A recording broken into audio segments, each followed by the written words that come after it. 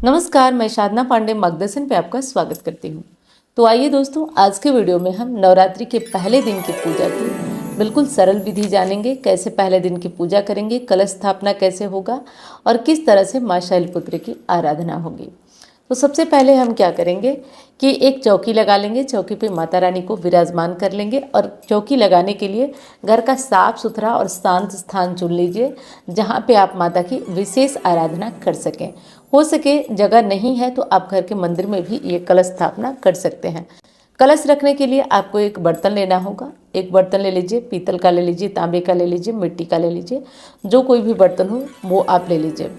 थोड़ा सा चावल ले लीजिए। थोड़ा सा चावल लेकर यहाँ पे माता रानी को विराजमान करेंगे, मतलब कि कलश की स्थापना करेंगे। इसके ऊपर थोड़ा सा हल्दी कुमकुम भी हम डाल देंगे। जैसे कि सादा नहीं रखते हैं चावल को, तो इस पे हो सके तो थोड़ा सा हल्दी, थोड़ा सा कुमकुम वगैरह आप डाल दीजिए। थोड़ा सा डाल करके क्या करेंगे, अब देखिए कलश को रखने के लिए आपको कुछ विशेष कार्य करना होगा। जैसे कलश रखने के लिए आपको कलश पे स्वास्तिक बनाना होगा और गले में मौली लपेटना होगा। कलश पे स्वास्तिक और गले में मौली लपेटना होगा। तो कलश हमारा तैयार है और ये जो जल है उसमें गंगा जल मिश्रित है। तो कहीं किसी प्रकार की कोई दुविधा, कोई दो राय नहीं है। तो यहाँ पे हम रोली को थोड़ा सा गीला कर लेंगे और गीला करके अब स्वास्तिक बना लेंगे। स्वास्तिक बना करके कलश को तैयार कर लेंगे। स्वास्तिक हमारा तैयार हो गया। अब कलश में डालने के लिए कुछ सामग्रियाँ चाहिए, लेकिन उससे पहले हम गंगा जल मिश्रित जल कलश में भर देंगे। इसमें गंगा जल पड़ा हुआ है तो हम जल भर देंगे। जल कंठ तक भरा हुआ होना चाहिए। कुछ लोगों की शिकायत होती है कि जल जो है वो सूख जाता है, तो कोई दिक्कत नहीं, आप कंठ तक भर दीजिए, अपने तरफ से प्रयास करिए। उसके बाद एक पीला फूल हो सके तो डाल दीजिए। उसके बाद हल्दी की गांठ डाल दीजिए और एक सुपारी डाल दीजिए। एक सिक्का 1 रुपये का ये डाल दीजिए और लौंग और इलायची डाल दीजिए। इसके बाद हम क्या करेंगे कि इसमें आम के पल्लव डालेंगे। जो आम का पल्लव है उस आम के पल्लव को डाल दीजिए। आम का पल्लव डाल देंगे। इसके बाद हम चाहें तो ये जो कटोरी है हमारे पास स्टील की, कलश की स्थापना कर देंगे और मन में भगवान का नाम लेते रहेंगे।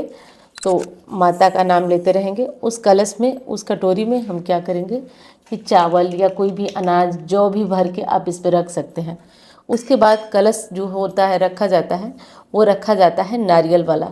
तो एक नारियल ले लीजिए। नारियल पे स्वास्तिक बना दी हूँ मैं, ताकि वीडियो बहुत लंबी ना हो, और कलश के ऊपर ये लपेट दी हूँ मौली।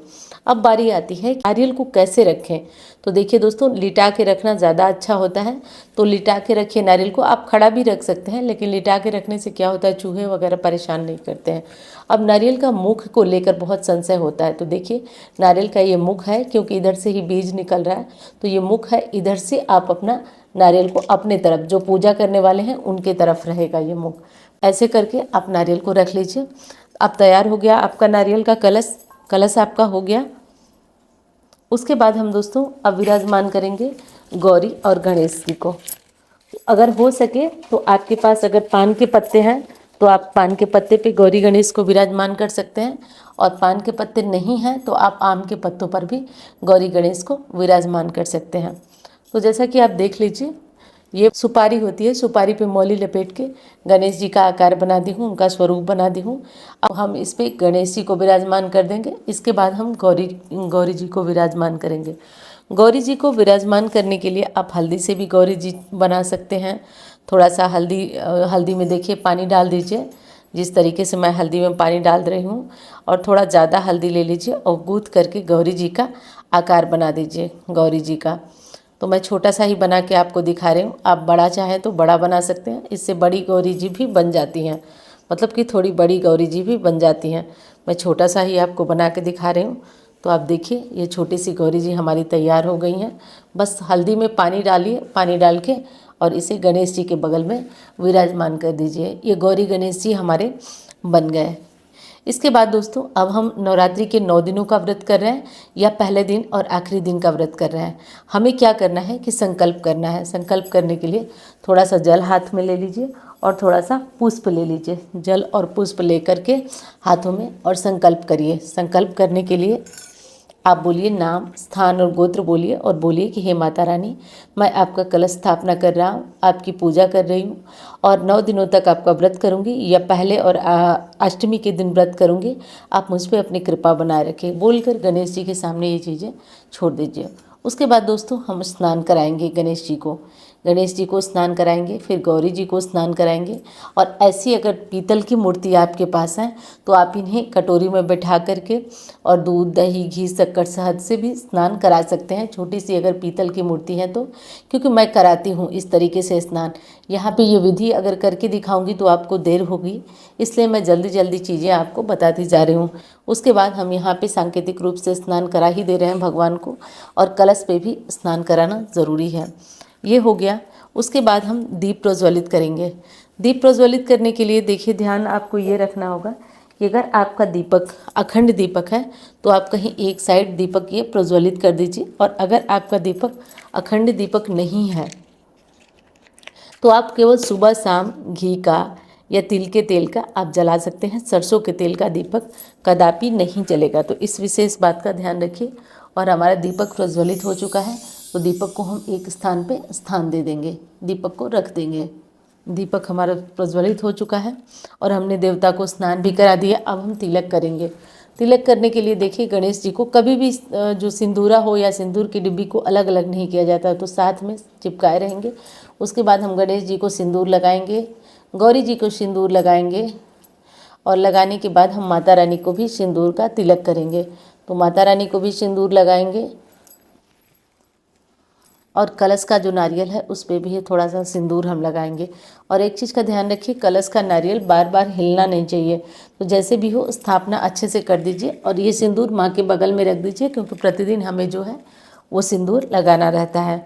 उसके बाद आप माँ को तिलक करें। आप माँ को सिंदूर के अलावा रोली से तिलक कर सकते हैं। आप माँ को रोली से तिलक कर सकते हैं, गणेश जी, गौरी जी, सबको। मतलब मैं जल्दी जल्दी बता रही हूँ, आप उस अनुसार जल्दी जल्दी से चीज़ें कर लीजिए। तो माँ को सिंदूर से तिलक करिए, कुमकुम से तिलक करिए, कलश पे भी तिलक करिए, क्योंकि कलश में विशेष आवाहन होता है, तो करिए। उसके बाद थोड़ा थोड़ा अक्षत चढ़ा दीजिए, थोड़ा थोड़ा अक्षत चढ़ा दीजिए। अक्षत चढ़ाने के बाद अब हमको फूल मालाएँ चढ़ाना है। फूल माला चढ़ाने से पहले हम देवी को वस्त्र चढ़ाएंगे। तो अभी देखिए हम पहले से ही माँ को पहनाए हुए हैं वस्त्र। तो आप चाहें तो नवरात्रि में नया वस्त्र ही पहनाया जाता है, तो मैं यहाँ पे देवी को ये पुराना वस्त्र उतार कर नया वस्त्र जो है पहना दूंगी। मतलब यहाँ तो देवी को मैंने फ़ोटो को पहना दिया, यहाँ पे देवी के पुराने वस्त्र को हटा देंगे और स्नान कराने के बाद हम नया वस्त्र उन्हें धारण कराएंगे। तो हम देवी को नया वस्त्र धारण करा देते हैं।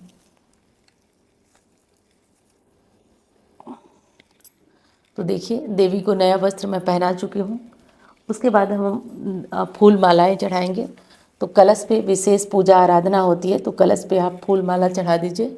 आप देवी को इस तरह से फूल माला चढ़ा सकते हैं। और यहाँ पे देवी को मैंने वस्त्र चढ़ा दिया है। अब जैसे देखिए देवी को विशेषकर गुड़हल के पुष्प बहुत प्रिय होते हैं, तो गुड़हल के पुष्प चढ़ा दीजिए देवी को। इससे देवी की विशेष कृपा मिलती है गुड़हल के फूल से। तो देवी को गुड़हल के पुष्प समर्पित कीजिए, जितना मिल सके, 1 मिल सके, 2 मिल सके, 3 मिल सके, जितने पुष्प आपको मिल सके उतने पुष्प आप देवी को समर्पित करिए, मतलब गुड़हल का फूल।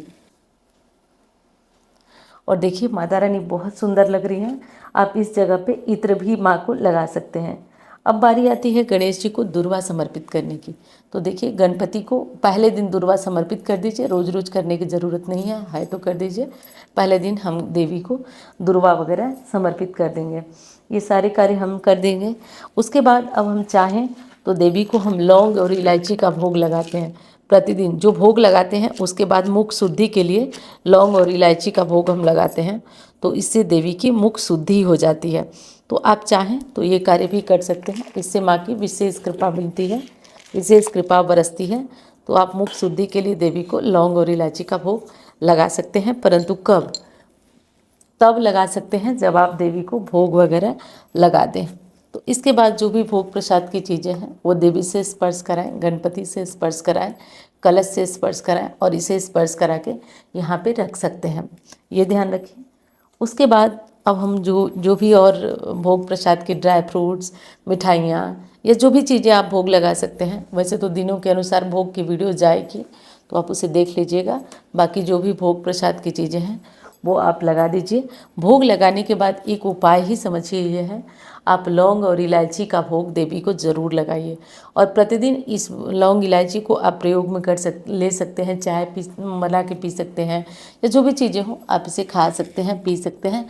तो देवी को भोग लगाइए और आप इसे सुबह शाम दोनों टाइम आप चढ़ा सकते हैं लौंग इलायची, और नहीं अगर व्यवस्था नहीं है तो आप एक टाइम भी लौंग इलायची चढ़ा सकते हैं। तो इस तरह से करके दोस्तों हमारी पूजा हो गई, हमारी आराधना हो गई।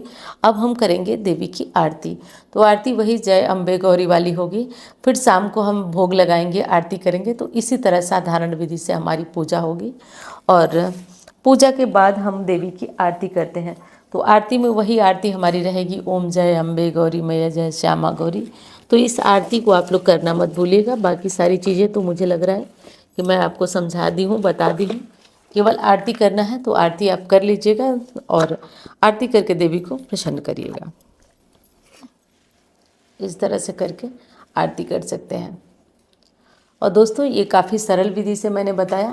अब आप यहाँ पे चाहें अगर तो आप जवारे भी उगा सकते हैं। मैंने जवारा नहीं दिखाया क्योंकि ज़्यादातर लोग जवारे नहीं उगाते हैं, लेकिन मैंने व्यवस्था अपनी कर रखी है। अगर आप देखें तो यहाँ पे रात के भीगे हुए जवारों को आप इसमें डाल सकते हैं। इससे क्या होगा कि ये खेती होती है जो बहुत ज़्यादा लोग करते भी हैं और बहुत लोग नहीं भी करते हैं। तो मैंने सरल विधि से बताया, फिर भी आपको बताती हूँ कि आप पूजा से पहले जवारे उगा दें। इससे भी देवी की विशेष कृपा मिलती है। और जवारे उगाकर उसके बाद आरती वगैरह कर लें। पूजा की सारी विधि यही रहेगी, सेम रहेगी। जवारे पे प्रतिदिन थोड़ा थोड़ा पानी डालते जाइए और थोड़ा थोड़ा पानी डालकर देवी को प्रसन्न करते जाइए। तो मैं उम्मीद करती हूँ कि ये वीडियो आपको पसंद आई होगी। मैं मिलती हूँ अन्य वीडियो में।